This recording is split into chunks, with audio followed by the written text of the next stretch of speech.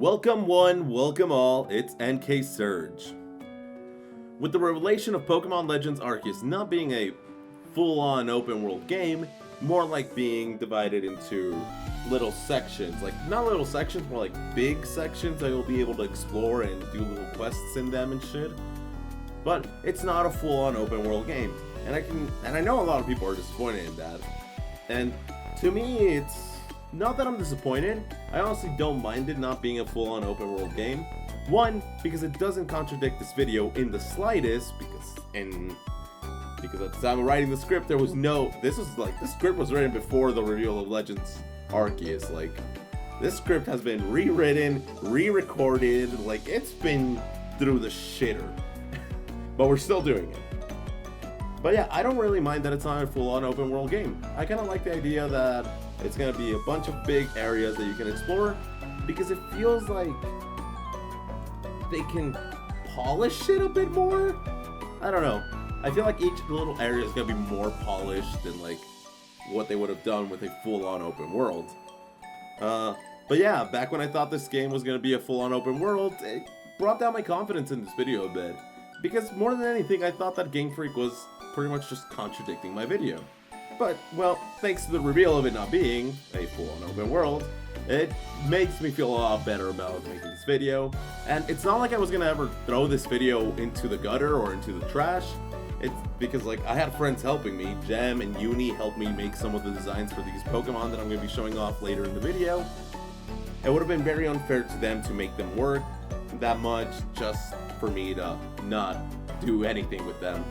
But really quick, before we get into the actual video and we get to see the old format, because this video was recorded with the old format in mind, you know, having my avatar on one side of the screen, having the screen behind, showing off the things on the screen instead of showing them off right here in the palm of my hand. I don't know, insert a can of beans or something.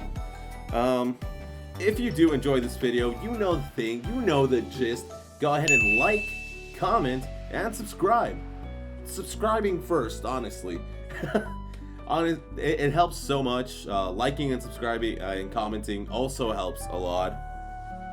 But I am trying to hit 100. I'm pretty sure I've mentioned it in like every video I've done. I am trying to hit 100 subscribers because I want to do my first sleep vlog. I want to do my first sleep vlog celebrating 100 subscribers. So that would be really cool.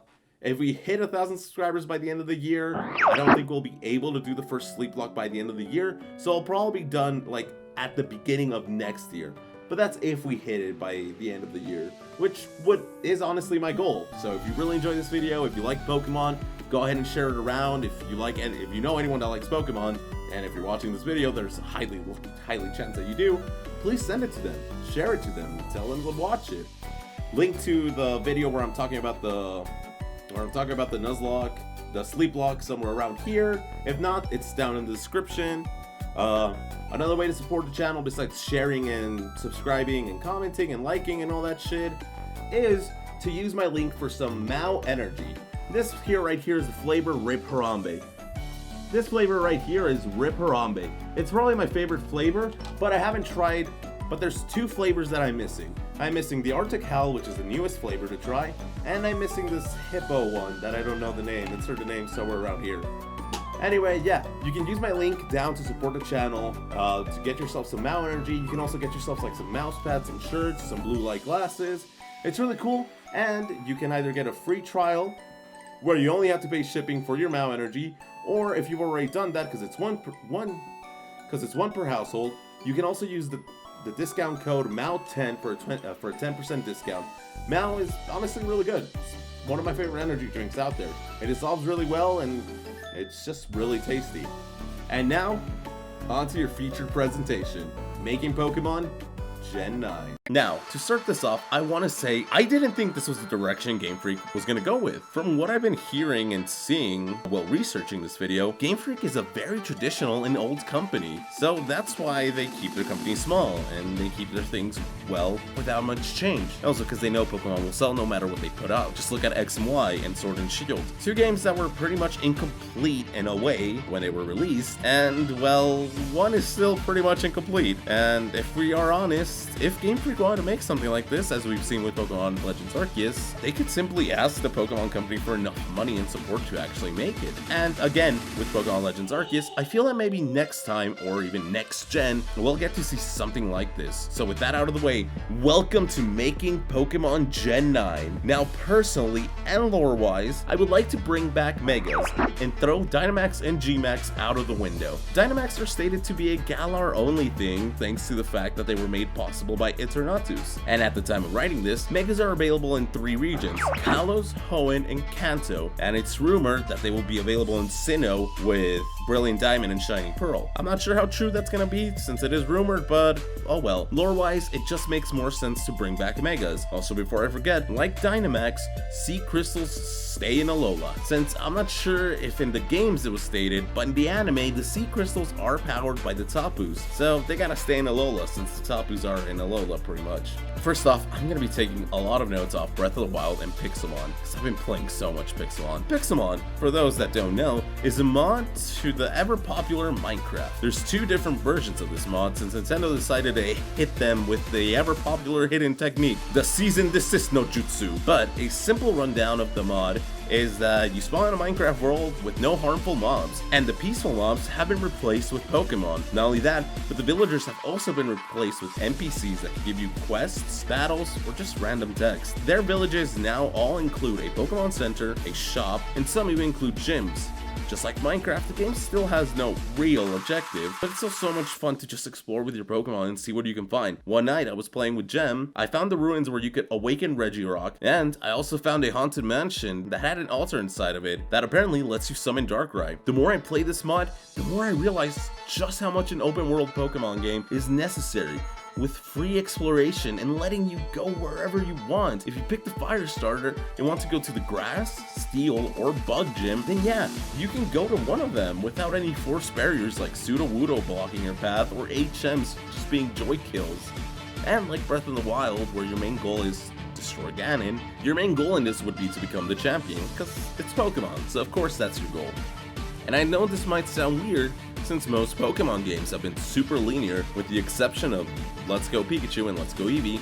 Those for some reason allowed you to take on the gyms in pretty much whatever order you want after Misty. You would be able to explore a whole open world, so the whole region would act like a ginormous wild area, with small towns that would have shops and Pokemon centers and people that would give you small time quests. On the other hand, you would have bigger stuff like cities where you'd be able to encounter the gyms, shopping centers, and like towns, there would also be people that give you quests. But these quests will also net you rewards like Pokeballs, items, TMs, TRs, and money. And well, depending on what the quest is, the higher the reward. For example, if you do the quest line to defeat the evil team, you'll get like a Master Ball at the end of it, or something like that. By now, I'm sure you're asking the question about the gym. But Noble, what about the levels? The gyms are set up to be taken in order to scale with the player as he progresses through the games. Oh god. And yes, that is true, but that only works in a game with a linear format. Using the example of Let's Go Eevee and Let's Go Pikachu, where the speedrunning route in those games has you ignoring the gyms after Misty until you get a Staryu around Cinnabar Island, and then evolve it into Starmie, and then proceed to destroy the gyms you skip, and in order that benefits the run. I believe it's Blaine, Surge, Erica, Sabrina, Koga, and finally Giovanni. And again, you're probably asking, okay Noble, but what about the level scaling? If we just grind a level 100 off side quests in this game, won't we be like super overpowered for the gyms? And the answer is no.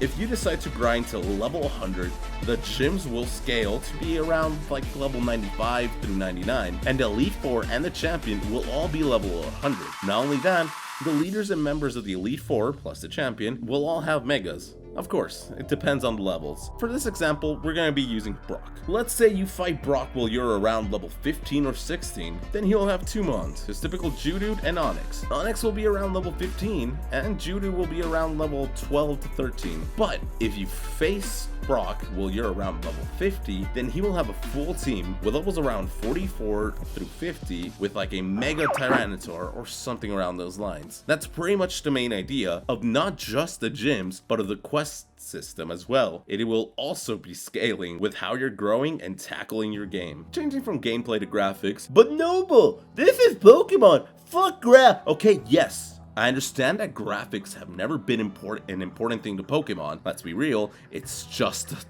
It's just a turn-based RPG with cute monsters. That's pretty much all Pokemon is. But it's not like they haven't worked on improving their graphics at all. The next generation of Pokemon will still be on the Switch, and I feel like they'll be like the 3DS games, where both Gen 6 and Gen 7 were on the 3DS, and just look at the improvements from X and Y to Sun and Moon. This is what I feel like will happen with the Switch games for Gen 9, because if I'm playing a Switch game, I want it to look like a Switch game. I don't want some beautiful PS5 hyper-realistic graphics, no, but I also don't want a game that looks like a late PS1 game. Like, come on, Breath of the Wild, Mario Odyssey, and my favorite game of 2021, Metroid Dread, all look beautiful as fuck. And for fuck's sakes, a free-to-play game, Genshin Impact, looks better than the entirety of Sword and Shield.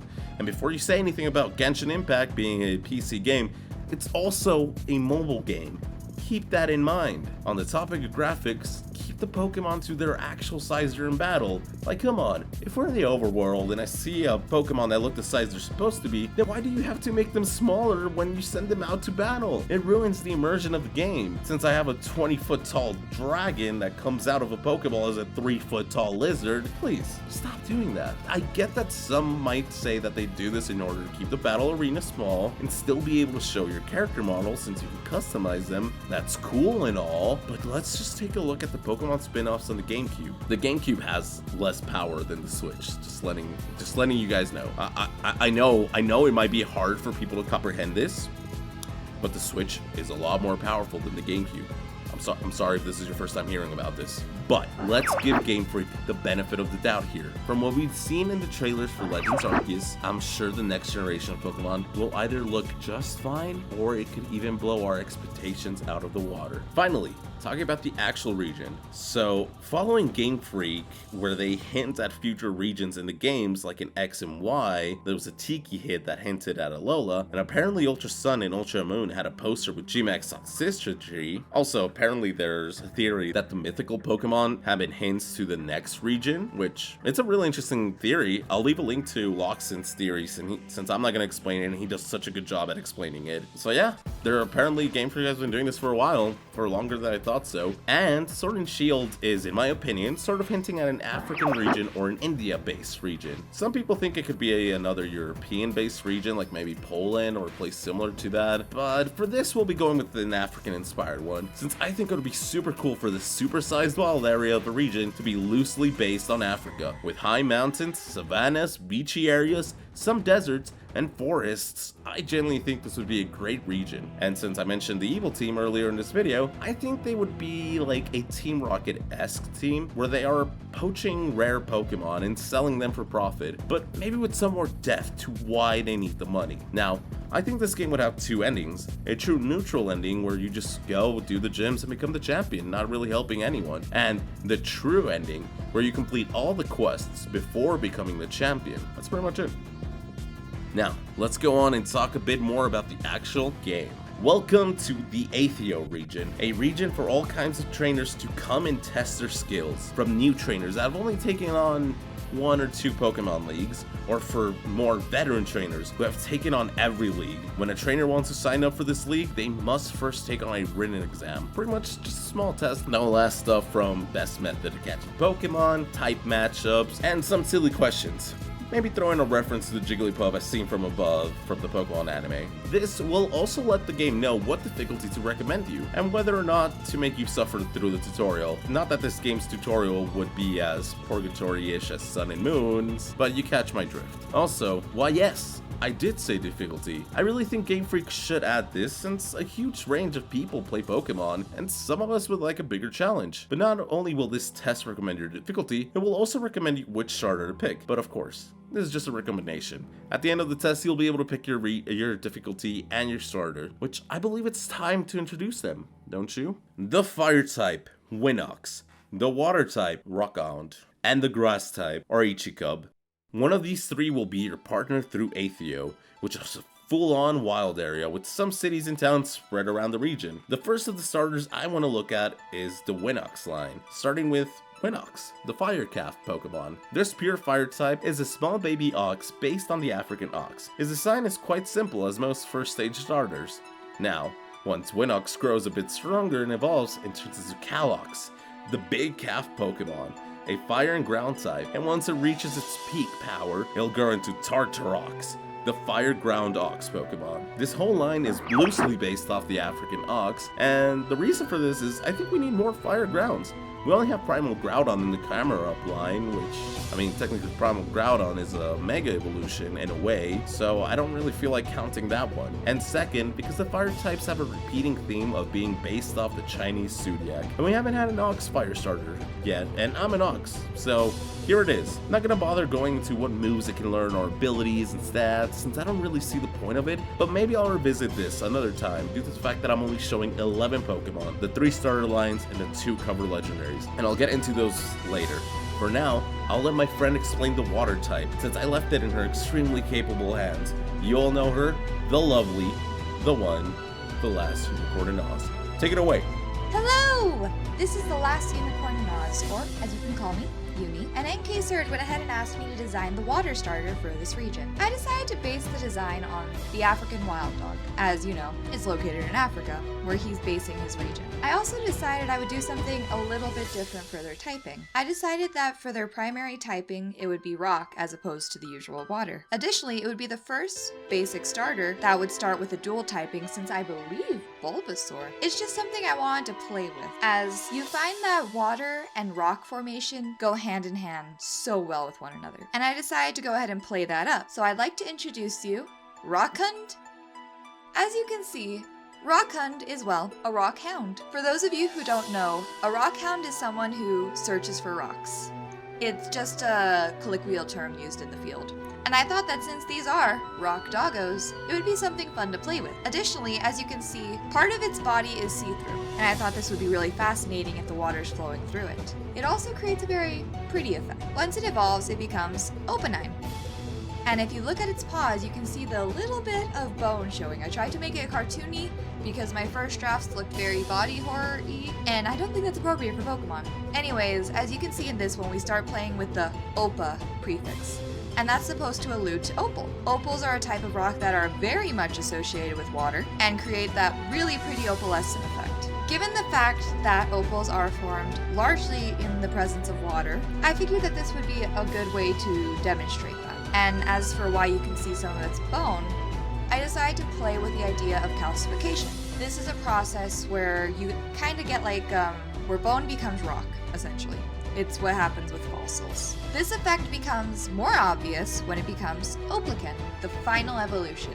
Again, a rock water type. You can see more of its bone through the water now. And as some of you may also know, most of the water types have some sort of motif being based on a weapon. I believe the most obvious is Blastoise in a cannon, but in this case, Oblican's weapon would be more of a hard club, as it would use its tail to attack primarily, with water attacks being more of a secondary factor. I don't know if this next fact is true per se, but I've heard words that watering holes located in the desert, not the American desert, but the African desert, tend to be somewhat neutral ground between predators and prey. But when designing this Pokemon, I wanted it to be somewhat of a guardian of those watering holes. Hence why I would have the rock typing primarily and the water typing secondary, because rock is considered much more of an offensive type. It's also, if you look back on the original typing charts, it's one of the physical attackers as opposed to water, which is the special attacker. Anywho, I hope you enjoyed this. I can't wait for you guys to see what else he has in store. Oh, and if you want to follow me on YouTube, it's also thelastunicorninoz. So I don't really post nearly as much as he does, but like, check me out. And I wanted to give the same treatment to Gem, since I left the grass type in his hands, but he didn't really feel like it. So here it is, the grass starter Orichicub. Hard to train due to them not trusting others easily, but once you've won their trust, they will be some of the best mons you have. And with some experience, they will evolve into Leobloom. These playful grass psychic cats like to hide from their trainers and pounce at them when they're not looking. Finally, when Leobloom evolves into its final stage, Flopardin, this Pokemon becomes rather calm and has gained higher psychic energy, leading it to be used as security measures in buildings of importance. One of these 3 starters will be your partner through the region of Aethio. Which one will you choose? I personally would pick the Winnox line. I usually end up going with the fire types a lot, plus it's kinda a place in my heart since I'm the one that made it, but any answer is a good answer. Going back to talking about the region of Aethio, which I've mentioned a lot of times before, it's a pure wild area.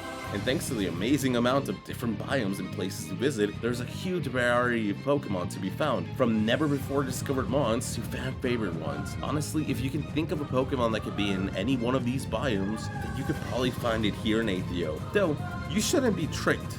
Aethio is in all sunshine and rainbows. It being a full wild area with no traditional routes, this is the most dangerous region yet, with wild Pokemon picking fights and charging at you sort of how we saw in Sword and Shield, but if you played Xenoblade Chronicles with its territorial roam bar, well, I mean, that's how dangerous it'll be. But no worries, this is still a Pokemon game, so if you lose a battle, no real damage will be done. Depending on the difficulty, the more money you'll lose, and maybe a bit of a bigger punishment, like getting sent back to your last save, or something similar to that. That's pretty much it. I got to keep it as similar to Pokemon without going too far and making it its own thing. Like I've said, the Making X game series is to either try and make a game based on an existing franchise and make it so it sounds like something that could genuinely happen, or something like the Godzilla video, where a franchise hasn't had a game in a while, and I'll try to make something sort of like an ultimate game of that franchise. Though, I do have an idea for another version of making Pokemon game, but with that ultimate game mentality. Anyway, sorry for that. Back on track. Another thing that makes this region dangerous is poachers. Just like in the real African savannah, ex-Pokemon trainers, more specifically ex-Pokemon rangers, who weren't pleased with their situation, decided to come to the wildest and quote-unquote freest region to steal and sell rare Pokemon like the starters, which is the reason they pick on new trainers coming into the region. These poachers have sort of gotten together in a group called Himluka. The leader of these poachers is actually the leader of the tribe of the same name, a tribe that has been around since before the region was even discovered. The tribe sort of lost its catching, training, and breeding grounds when the region started advancing and joining the rest of the world of Pokemon. The reason the leaders, aka the actual leader and the admins, are poaching Pokemon is to gain enough power and money to fight back against the Pokemon League and get back their lands. Most of the grunts have their own agendas, so they don't matter too much to the cause, but what the leader really wants is to catch one of the cover legendaries, Anaraquid, a bug dark type based on the trickster god Ananis. Visslina, a dark steel type based on the legend of the were hyena. But not only is the leader after something so powerful like legendary Pokemon, he also wants to understand what makes the Pokemon League so huge and beloved. Just like N, the main villain will play out like your main rival. Well, I mean, I guess N didn't really play out like your main rival, but he did sort of play like a rival until the plot twist was of him being actually the leader of Team Plasma drops. So it'll be pretty similar to that. He ends up telling you why he leads Himluka, which, as being the actual leader of the tribe, it was sort of handed down to him, and why he wants to become the champion, which in his eyes, if he becomes a champion, he'll have enough power to kick the Pokemon League out of Aethio. Now, keeping Pokemon like, you won't get a real chance to join him in his plan, but when you defeat him, you can either be nice to him and say that when you become the champion, you will help his tribe, or you can be neutral and just say you're sorry for what happened to him. No real bad choice, because again, it's Pokemon. Now, lastly, I want to say something about post-game. And yeah, post-game. I'm pretty much done with everything I wanted to say in this video. I know the important thing of Pokemon is, well, Pokemon. I probably should have made more Pokemon than the 11 mons that have been shown off through this video. But like I said before, 6 out of these 11 were made by my friends, and that's due to how hard it is to come up with Pokemon. For that, I give mad respect to Game Freak. Will I come back to talk about more Pokemon like the normal rodent and the region bird and maybe some mythicals? Maybe someday. But for now, I really just want to go into this idea for the post game. If you pay attention to the region when I had it up on screen, here we go, let me put it back up. There's an island on the coast that has a huge arena/stadium where the Pokemon World Cup takes place, a tournament where trainers from all over the world show up to prove who is the best. If this reminds you of the World Tournament from Black and White 2, yes, that is what it's meant to be. Just that I would love to see returning trainers get aged up, sort of like Red and Blue got aged up in Sun and Moon. Also, it would be cool if this is the place where you could transfer your mons from Pokemon Home to this game, you know, pretty much forcing you to play with all the new mons, and then once you beat the game, bringing in some of the old mons. And maybe the actual online tournaments could also be held here. Maybe like registration takes place here and you have to be in the actual area to be there. I don't know. I thought that was a neat idea. Hey, thanks for reaching the end of the video. I originally didn't like how I originally recorded the outro section, so I decided to redo it. Post editing, like I'm already done editing it, so as you guys are watching it, I'm pretty sure I'm like 5 minutes to like uploading it, because I just need to put this at the end. But yeah, just wanted to come in and say, like, I really hope I get a lot more done this year. I really wanted to get all this done last year with a bunch of more stuff included. Like, I had stuff planned for Halloween and a bunch of other stuff. But, the shit show known as life happens, and it sucks. It really does. I hate my current job. But that's just life, I guess. But yeah, if you really enjoyed it, let me know what your thoughts on it are in the comment section. You all know the gist. I already like said so much of like comment, subscribing, hitting the bell, doing all that stuff. So just go ahead and do it. Like, if you saw this video and you made it all the way here, then you should subscribe. Like, I mean, I'm pretty sure that means you liked it. Plus, subscribing's free, so if you eventually feel like my quality is not up to my quality of content isn't up to par to what you're enjoying or to what this is, then you can always go ahead and unsubscribe. Like I said, it's free. It's not like I'm at 1,000 subscribers and have memberships and I'm asking you to pay me $5 a month. No. I'm just asking you to subscribe. That's free, remember. But yeah, as you can see, this is clearly recorded after the intro section, since so much has changed. I've added some things. I might do some rearranging around, but for now, I'm kind of like how this whole thing's coming up. I would have preferred to have a bookshelf here, so I could have everything that's here, because you can't really see everything that I have on display here. Like, look at this thing. It's so cool. For everyone asking, yeah, it's actually a good thing. Not for resale, though. I don't know. Some people were saying that this copy is probably like a demo copy, an arcade copy. Either way, really cool find. But yeah, I have so much more stuff planned. I want to get a bit more consistent at streaming. I can't promise daily streams because I work. I may hate it, but I still need to work. Legends Arceus is a game that I really want to stream, and like compared to this video, it's like Legends Arceus is what pushed this video to be bigger than it was. If I hadn't been for Legends Arceus, this video would be like 10 minutes long. But thanks to the announcement of Legends Arceus, it made me not feel confident enough to upload this video, and B, made me be like, alright, stop being not confident and make it better. If you're not confident enough in the video, it's because the video is not good enough. So, yeah, do everything I already said. I hope you guys have a great day. This is my first video of 2020. Whoa, no, we just went back in the past. This is my first video of 2022, and I have a lot more planned. So, see ya.